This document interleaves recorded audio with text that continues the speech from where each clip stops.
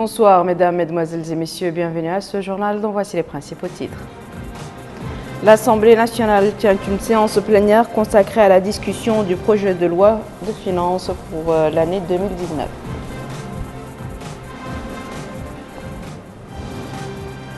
Le ministre de la Santé procède à Sely Babi au lancement du projet financement basé sur la performance dénommé INAYA.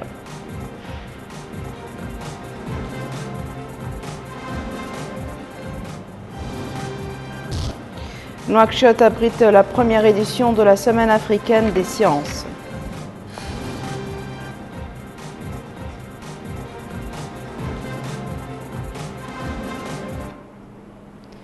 Merci mesdames et messieurs de vous joindre à nous. Avant de passer au développement de ces titres, le courrier du président de la République, M. Mohamed Abdelaziz, a adressé aujourd'hui le message de condoléances qui suit au gardien des lieux saints, Sa Majesté M. Salman ibn Abdelaziz Al Saoud, roi du Royaume d'Arabie Saoudite, suite au décès de son Altesse royale Talal ibn Abdelaziz Al Saoud.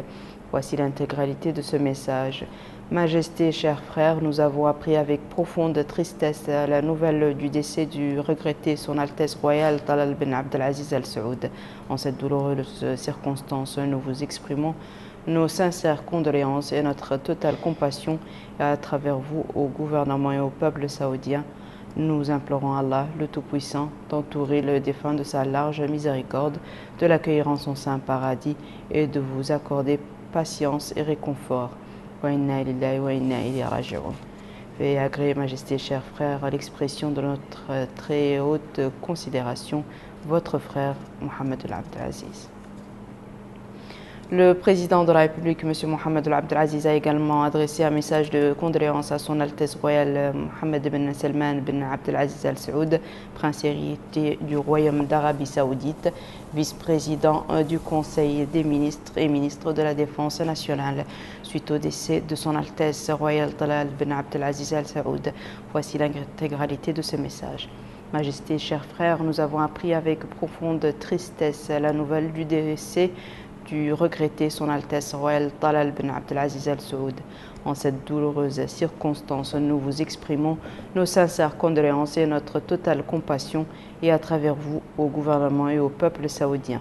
Nous implorons Allah le Tout-Puissant d'entourer le défunt de sa large miséricorde, de l'accueillir en son saint paradis et de vous accorder patience et consolation.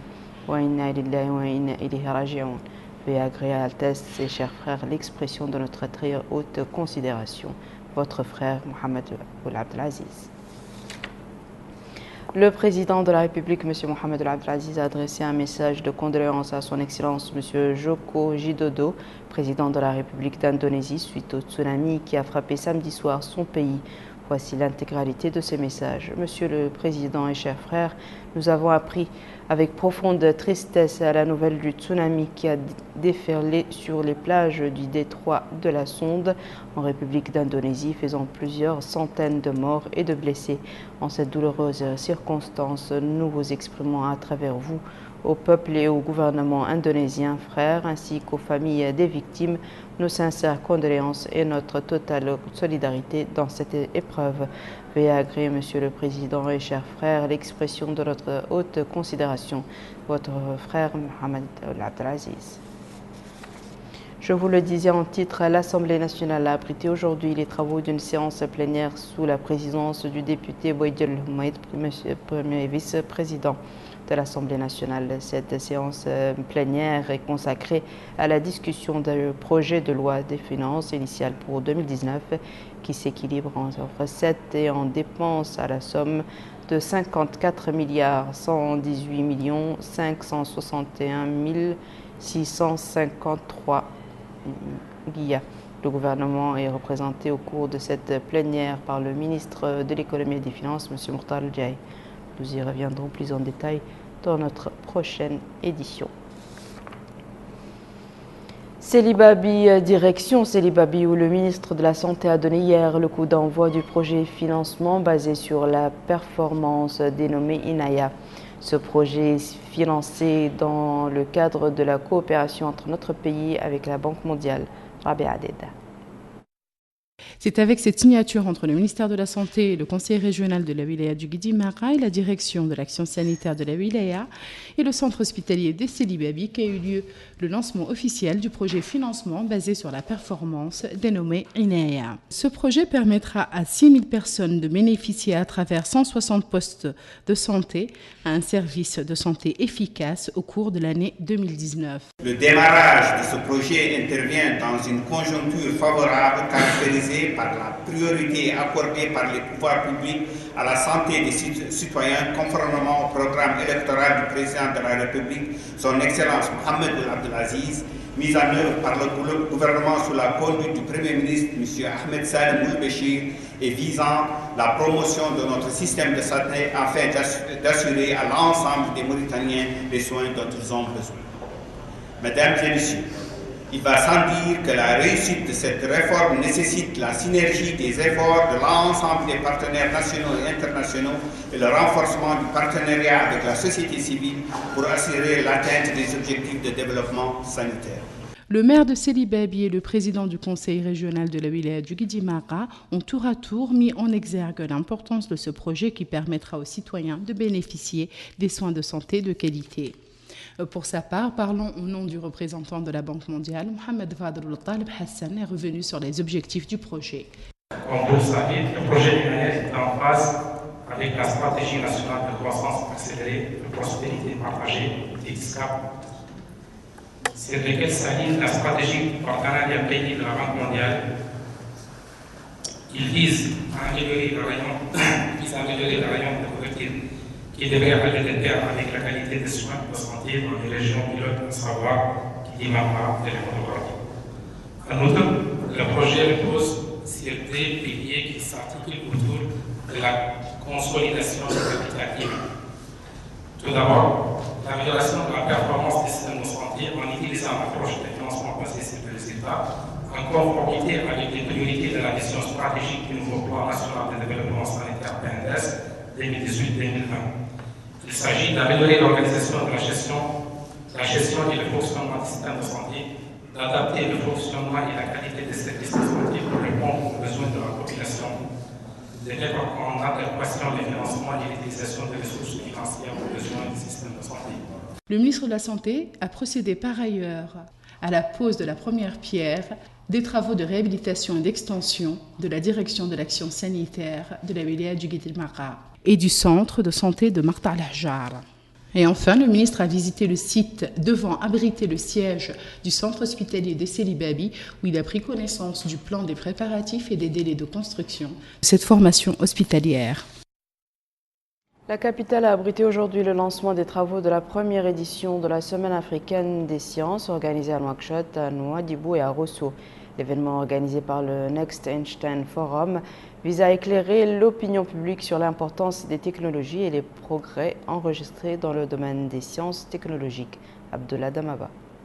Des tables rondes accompagnées de sessions de réseautage, des journées de découverte et de démonstrations scientifiques, des ateliers d'initiation et de formation en informatique, des concours de mathématiques pour les élèves, la remise des distinctions au profit des femmes scientifiques, tels sont entre autres les points saillants qui vont marquer cette deuxième édition de la Semaine africaine des sciences qui se tient pour la première fois dans notre pays. Le ministre de l'Enseignement supérieur et de la Recherche scientifique, des technologies de l'information et de la communication, Sidi Ould Salem, a rappelé l'importance de cette Semaine africaine des sciences pour la Mauritanie. Il a ensuite affirmé que le président de la République, Mohamed Ould Abdelaziz, accorde une importance particulière aux sciences. Ce qui, dit-il, est pris en charge par le gouvernement du Premier ministre Mohamed Salem Ould-Béchir qui œuvre pour la promotion et l'apprentissage des sciences. Les retombées attendues de cette activité ont été mises en avant. Valoriser la recherche scientifique et l'innovation technologique de nos enseignants-chercheurs, de nos entreprises et de nos entrepreneurs mauritaniens à travers des panels et des discussions comme aujourd'hui. Ensuite, susciter la curiosité et une vocation pour les sciences chez des étudiants, les enfants et le grand public, à travers des journées portes ouvertes prévues à Nouakchott demain, à Rosso ce mercredi, Inch'Allah, et à Nouadhibou ce vendredi. L'importance des sciences a été rappelée. Cette dynamique vient à point nommé parce qu'il y a tout un engouement sur la science. Il y a des organisations de la société civile qui œuvrent pour favoriser l'émergence des filières scientifiques. Il y a le président Mohamed Abdelaziz qui accompagne aussi cet engouement en investissant dans les filières scientifiques, notamment dans l'enseignement supérieur, et nous voyons le foisonnement des universités et des filières scientifiques dans les écoles et les universités mauritaniennes. Et surtout, nous voyons que le défi que partagent pas mal de pays africains sur comment transformer l'Afrique, comment utiliser la science pour relever ces défis-là. Les raisons qui ont poussé au lancement de cette semaine africaine des sciences ont été dévoilées. Nous nous sommes posé plusieurs interrogations, parmi lesquelles comment amener les enfants et les jeunes à s'intéresser à la science. Comment faire intéresser également les adultes? Comment faire le lien entre les nombreux acteurs de la chaîne de valeur de l'éducation? Au Next Einstein Forum, nous croyons en une innovation axée sur la science, qui fait aussi de la place à l'innovation sociale et à l'innovation indigène.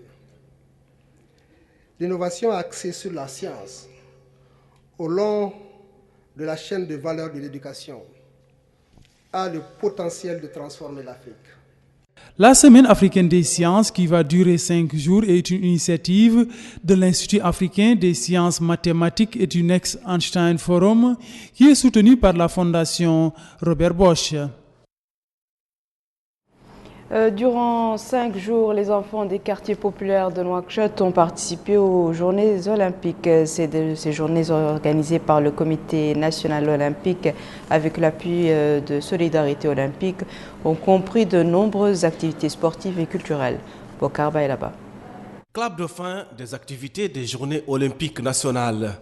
Des journées qui ont tourné pendant 5 jours autour d'une série d'actions de mobilisation sur les valeurs olympiques et sportives à destination du grand public, des licenciés, des établissements scolaires, des centres de loisirs, entre autres. Je félicite le Comité national olympique pour avoir organisé ces journées et dans une bonne cohésion sociale, dans la stabilité et bien entendu, sans oublier ses partenaires qui sont les fédérations nationales sportives, que je félicite également. Je félicite bien sûr les jeunes qui ont participé à ces journées-là. Il faut aimer ce que l'on fait et ensuite il faut travailler pour atteindre ces objectifs.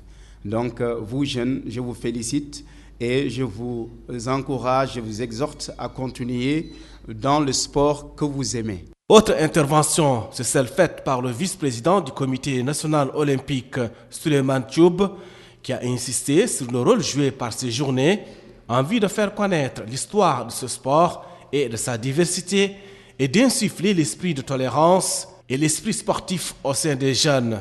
Pour rappel, les journées nationales olympiques ont évolué. Aujourd'hui, elles sont bien plus qu'un événement sportif. Elles s'appuient aussi sur des activités culturelles et éducatives. Les rideaux sont tombés sur la 2e édition du festival Ardine. Ce festival qui a pour objectif de promouvoir cet instrument de musique traditionnel pour qu'il retrouve la place qui lui sied, a été lancé vendredi soir dans les locaux de l'Institut mauritanien de recherche scientifique de Nouakchott. Abdullah Damaba. Les rideaux sont tombés sur la 2e édition du festival Ardine. 3 jours durant, l'Ardine a été au centre de cet événement culturel. Ce afin de redonner à cet instrument de la musique traditionnelle la place qui lui sied. La directrice du festival Ardine, Mme Aïcha Minti Chekhali, a affirmé que l'Ardine est un instrument musical qui fait partie du trésor culturel national. Elle a fait part de la nécessité de promouvoir cet outil réservé aux femmes. Elle a enfin souligné que l'association des femmes artistes a organisé cet événement afin de promouvoir cet instrument musical. À la fin de ce festival, des cadeaux ont été offerts à la directrice du festival, ce afin de magnifier le travail qu'elle accomplit dans le cadre de la promotion de la culture.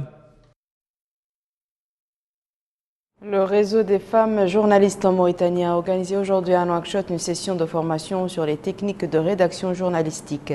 20 femmes journalistes ont bénéficié de cette formation de 3 jours. La présidente du réseau des femmes journalistes en Mauritanie, Mme Khadija Mtlouchtaba, a indiqué que son réseau poursuivra sa marche visant à promouvoir la formation des journalistes.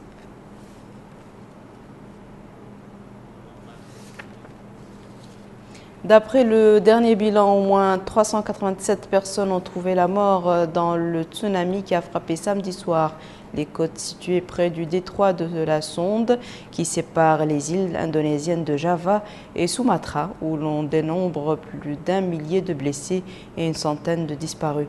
Des centaines d'habitations et de bâtiments ont été submergés par la vague qui a surgi sur les côtes méridionales de Sumatra et l'extrémité occidentale de l'île de Java aux alentours de 21h30 heure locale. La vague a eu lieu après l'éruption du volcan connu comme l'enfant du légendaire Krakatoa, l'Anak Krakatoa. Voici à présent, mesdames et messieurs, le rappel des titres. L'Assemblée nationale tient une séance plénière consacrée à la discussion du projet de loi de finances pour 2019.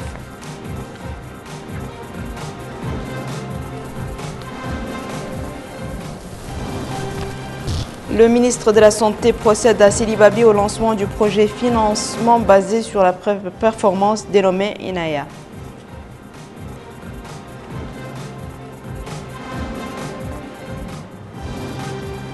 Nouakchott abrite la première édition de la Semaine africaine des sciences.